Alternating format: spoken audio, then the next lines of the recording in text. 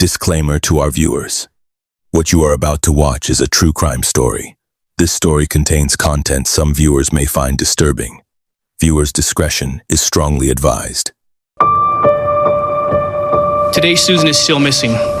We do not know where she is or what happened to her. She's always somewhere in the back of my mind. In some ways, it just seems like yesterday. I would tell her I love her, and I miss her a lot. There is a kind of evil that does not look like evil. It wears a button-down shirt. It drives a minivan. It coaches its children's soccer games and waves at neighbors and smiles in family photos. It holds a woman's hand at church and calls her my wife, the way someone might say my car, like a thing owned, not a person loved. This is a story about that kind of evil. It is also a story about a woman named Susan Powell, a woman who loved deeply, who laughed easily, who painted her nails bright colors and sent long emails to her friends and believed, even when she probably shouldn't have, that things were going to be okay. Susan is gone. She has been gone since December 2009. Her body has never been found. But her story is still here, and it deserves to be told.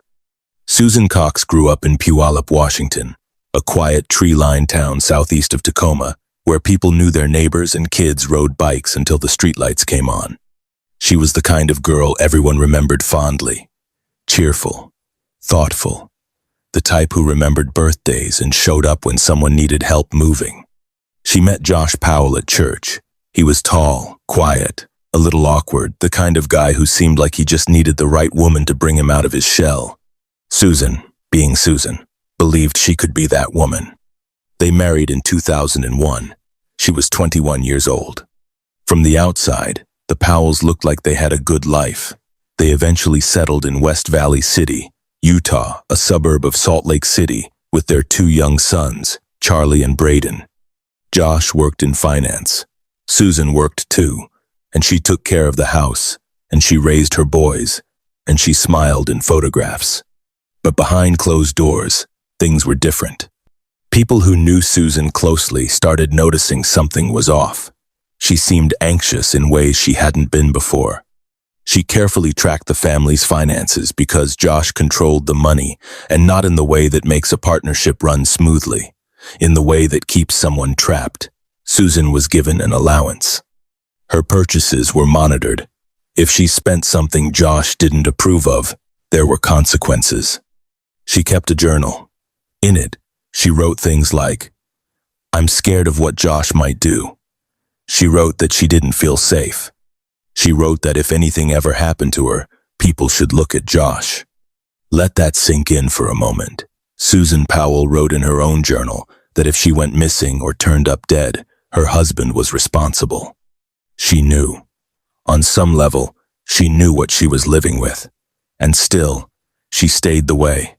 So many people stay when they're tangled up in a relationship that has slowly become a prison. When you love someone, or when you once loved someone, or when you share children with someone, leaving is never as simple as it looks from the outside. Susan also had another problem. Her father-in-law, Stephen Powell, had moved into their home in Utah. Stephen was Josh's father, and he was, to put it plainly, a deeply disturbing man. He was obsessed with Susan in a way that went far beyond normal affection. He kept photographs of her. He wrote journals filled with sexual fantasies about her. He told people he was in love with her. Susan was repulsed by him. She told friends. She told family. She desperately wanted Stephen out of her house, but Josh refused to make his father leave. Think about that for a moment. Susan was afraid of her husband. She was disgusted and frightened by her father-in-law. She had two young children, and she had nowhere to go. In 2009, Susan began talking to her family about leaving Josh. She visited her parents in Washington. She hinted that she was considering divorce. Those who loved her could see she was trying to find the exit. She just didn't make it out in time. Sunday, the 6th of December 2009. It was a cold Sunday night in West Valley City. Susan's neighbors later said they hadn't noticed anything unusual. The Powell house sat quietly on its street like every other house. But inside, Something had gone terribly wrong. On Monday morning, December 7th, Susan's co-workers noticed she hadn't shown up to work. Susan was not the kind of person who skipped work without calling. Her boss reached out. No answer. Friends tried her phone. Nothing. Susan's mother, Judy Cox, felt the fear crawl up her spine before she even fully understood why. She called Josh. Josh told her Susan wasn't home. He said he'd taken the boys camping. In the middle of the night, in December, in Utah. Camping. Judy didn't believe him for a single second. She called the police. When officers arrived at the Powell home, they found something that immediately raised red flags. The house was abnormally clean, not, "I tidied up before company came." Clean, but scrubbed, sanitized, wiped down clean. A fan was running inside the home, which investigators thought was strange given the winter temperatures. There was a wet spot on the carpet that appeared to have been recently shampooed. Josh Powell returned home later that day with his two boys, Charlie and Braden. He gave a statement to police. He said he'd taken the kids camping at Simpson Springs, a remote area in the Utah desert, late on Sunday night. He said they'd left around midnight. He said Susan hadn't come with them because she was tired and stayed home. The police found no evidence of a camping trip, no receipts, no witnesses, no sign that a father had actually driven two toddlers into the freezing desert in the middle of the night for a camping adventure. Josh Powell was immediately considered a person of interest. He has never been officially charged with Susan's murder, but to investigators, to Susan's family, to anyone who looked at the facts with clear eyes, there was no real mystery about what happened. Susan Powell never came home because her husband made sure she didn't. The days after Susan's disappearance turned into weeks. The weeks turned into months. Josh Powell hired a lawyer and stopped talking to police. He moved back to Washington State with his boys, into his father, Stephen's house, which was either the most tone-deaf decision in history or a calculated move to consolidate control. Probably both. Susan's family, her parents Chuck and Judy Cox, and her siblings were in agony. They pushed for answers. They held press conferences. They went on television. They begged Josh to tell them where Susan was. He refused to speak to them directly, communicating only through lawyers and occasional cold public statements. The investigation was intense. Investigators searched the desert area where Josh claimed to have taken the boys camping. They found nothing conclusive. They searched the Powell home again and again. They tested the wet carpet spot. They followed leads that went cold. Detectives also started digging into Josh's finances, and what they found was disturbing. He had been running what appeared to be a Ponzi scheme-adjacent operation, defrauding investors of millions of dollars over the years. One of those investors was his own father-in-law, Chuck Cox. Josh had borrowed money from Susan's parents and lost it or stolen it. The Coxes had trusted him, and he had betrayed that trust financially just as thoroughly as he had betrayed it in every other way. Josh started a blog and gave media interviews in which he spoke about Susan in the past tense, while simultaneously claiming he believed she was still alive. He wrote eerily cold statements. He showed no grief that looked real. People who watched him on television said there was something wrong with him, something behind the eyes that didn't register the way a husband's eyes should when his wife is missing. Meanwhile, the Powell boys, little Charlie and Braden, were growing up in the middle of all of this. They were 2 and 4 years old when their mother disappeared. They were now living with their father, the prime suspect, and their grandfather, Stephen, a man police were beginning to look at very carefully for entirely different reasons. In August 2011, police raided Susan Powell's home in Puyallup, Washington. They weren't looking for evidence related to Susan's disappearance, not initially.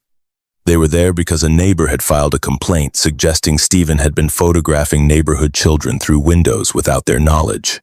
What they found inside that house was beyond what anyone had anticipated.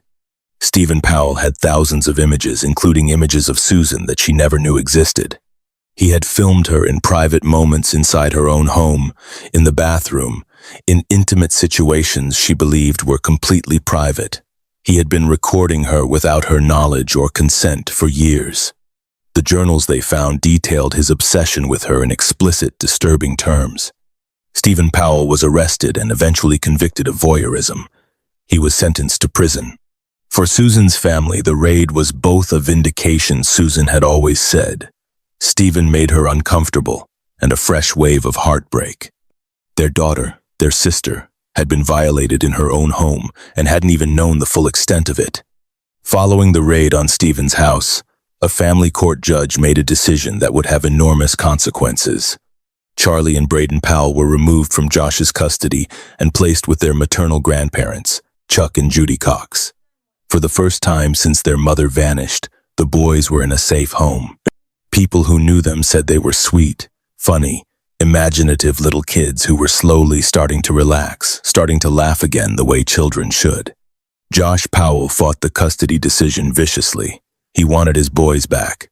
In February 2012, he was granted a supervised visitation. Just one supervised visit, monitored, controlled, with a social worker present. That visit would be the last thing those boys ever experienced. The 5th of February, 2012. A Sunday. The social worker, Elizabeth Griffin Hall, arrived at Josh Powell's rented home in Graham, Washington, with Charlie and Braden. The boys were 5 and 7 years old now. They ran up to the front door. Josh opened the door just wide enough to let the boys inside. Then he slammed it in the social worker's face. Elizabeth Griffin Hall stood on the porch, stunned. She started calling out. She tried the door. It was locked. She called 911. She called her supervisor. She stood there, on that porch, listening. And then she smelled gasoline. What happened inside that house took only minutes. Josh Powell had spent time preparing. He had purchased hatchets. He had doused the interior of the house with gasoline. When his boys came through the door, his own children, his own flesh and blood, he attacked them and then set the house on fire. The home exploded in a fireball. Elizabeth Griffin Hall was thrown back by the blast. She survived.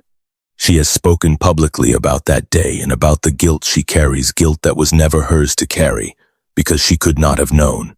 No one could have predicted that a man would destroy his own children to spite everyone around him. Charlie and Braden Powell died in that fire. Josh Powell died too. It took emergency responders only a few minutes to arrive. There was nothing they could do.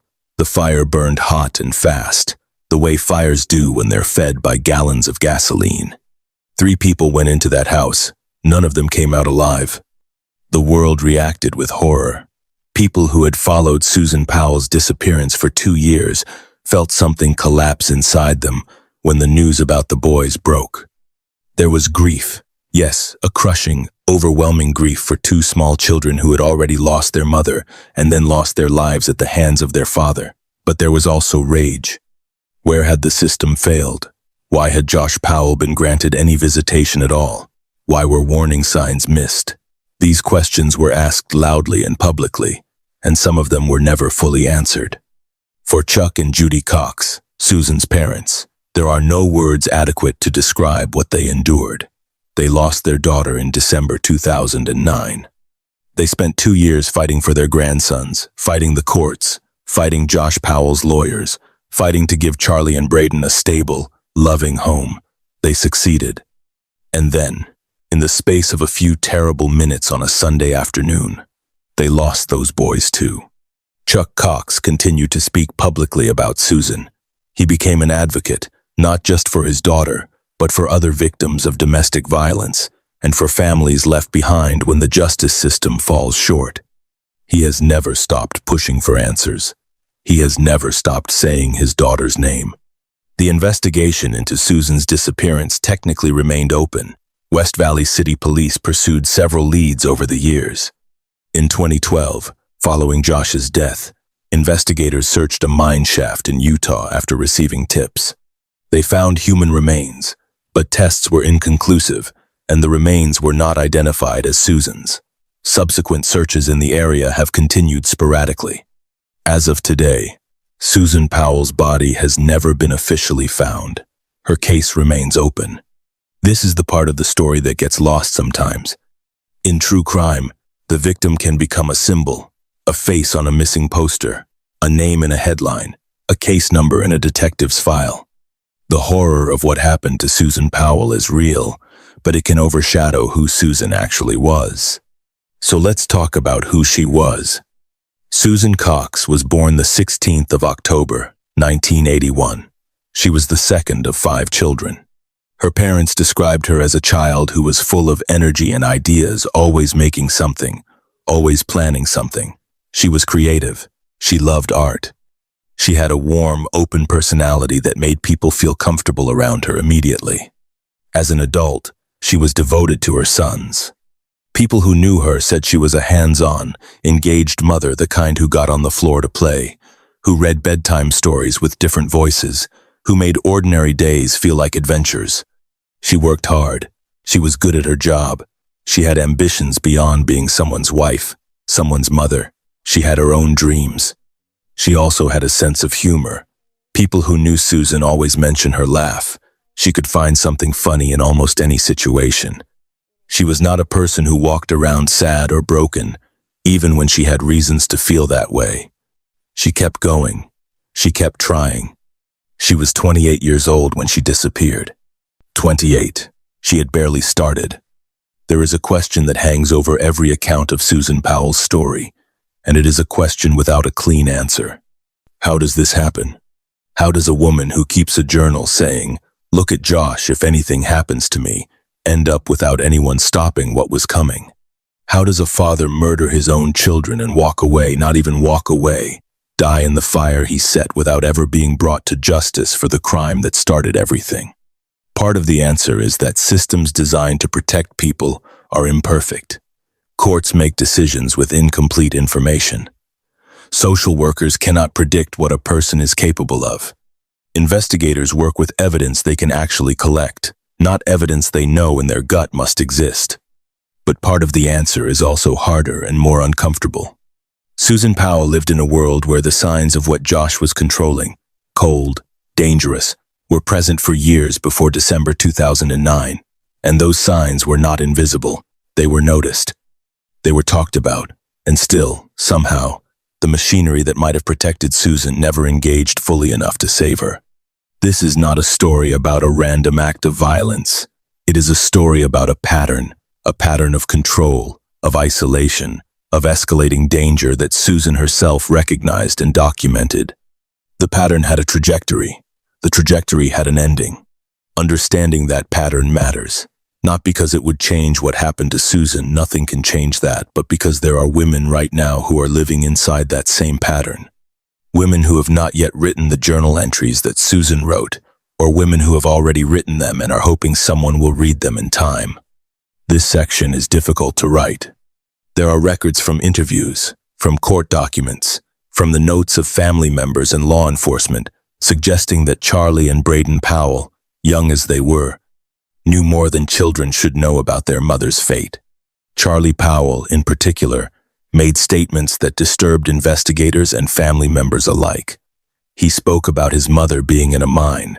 He spoke about going camping and about something happening to Mommy. He spoke in the disjointed, fragmented way that young children speak about things they don't fully understand, but have witnessed or been told. No one will ever know exactly what those boys saw or heard on the night of the 6th of December 2009. Whatever it was, Josh Powell made sure they couldn't speak about it any further. There is a particular cruelty in that, beyond all the other cruelties in this story, that is almost impossible to sit with. Those children were witnesses. They were also victims. And in the end, they were silenced the same way their mother was silenced. The years since 2012 have not brought closure. They rarely do in cases like this. Chuck and Judy Cox have continued advocating. They've spoken at legislative hearings about domestic violence. They've pushed for changes in how family courts handle custody cases where one parent is suspected of harming the other. Some of what they fought for has led to real changes in how Utah and Washington handle similar cases. West Valley City Police face scrutiny and criticism over the handling of the investigation. Officers and detectives who work the case have spoken about the frustration of knowing, as surely as they knew anything, who was responsible, and being unable to build a prosecutable case. Josh Powell was never charged with anything related to Susan's disappearance. He died before justice could reach him. Susan Powell was released from prison after serving time for the voyeurism conviction.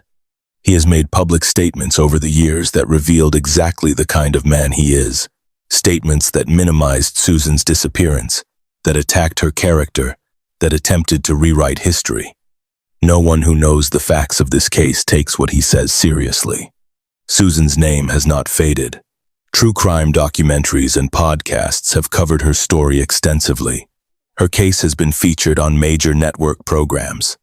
Her family has made sure that Susan remains a person, not just a statistic, that people who hear her name understand who she was and what was taken from her. The search has never officially ended. Law enforcement has stated that the case remains active. Chuck Cox has said he will never stop looking for his daughter. There is a photograph of Susan Powell that her family has shared widely over the years. In it, she is smiling a big, real, unguarded smile, the kind that takes over your whole face when something genuinely delights you. Her eyes are bright. She looks happy. She looks like a woman with a future. That is the image her family wants people to hold on to when they hear her name, not the missing poster, not the crime scene photos, not the cold case file. The smile. Susan Cox Powell was a daughter, a sister, a mother, a friend. She was 28 years old and she had plans, and she had people who loved her, and she had a future that was stolen from her. She deserved better. Her boys deserved better. The least the rest of us can do is remember her, really remember her, not just as a victim, but as a person. Remember that behind every case file, every headline, every documentary, there is a real life that was interrupted, a real person who woke up one morning not knowing it was the last morning, real children who never got to grow up,